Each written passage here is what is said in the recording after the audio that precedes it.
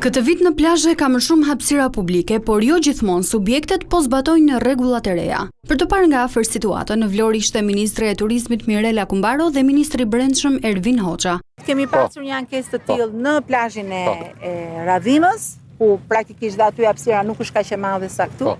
Dhe ku Agjencia Kombëtare e Bregdetit me Policinë Bashkiake kanë shkuar, kanë vendosur dhe gjobën përkatëse tek edhe u informoi që mos ndodhi më ky fenomen. Dhe në rast se do përsëritet do të prishen kontratat. Gjatë inspektimit është lënë porosi për respektimin e distancës publike nga Via e Detit. Të gjithë ata, të cilët marrin një stacion plazhi në një plazh ranor, kanë detyrimin të lënë distancën deri ke Via e Bregdetit 7.5 deri 8 metra.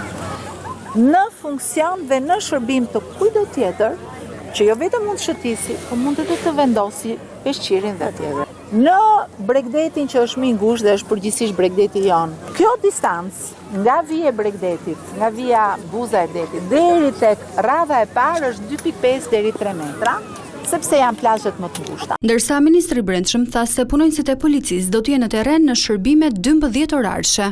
Do të jenë në dispozicion po dhe për çështjet e mbrojtjes dhe mjedisit, për çështjet e zhurmave, për lehtësimin e qarkullimit rrugor, për krimet ndryshme mjedisore siç kemi biseduar bashkë, të cilat do të trajtohen në një kohë dhe në një veprim të menjëhershëm për sa i përket. Po dhe subjektet të cilët janë operues në zonat bregdetare, policia do të vinë në ndihmë për çdo lloj shqetësimi. Dy ministrat u takuan edhe me përfaqësues të operatorëve të pastrimit në Bregdetin e Vlorës për masat e marra lidhur me pastërtinë në plazhet publike, ku sipas rregullores së re, hapësirat e tilla do të jenë më të mëdha këtë vit.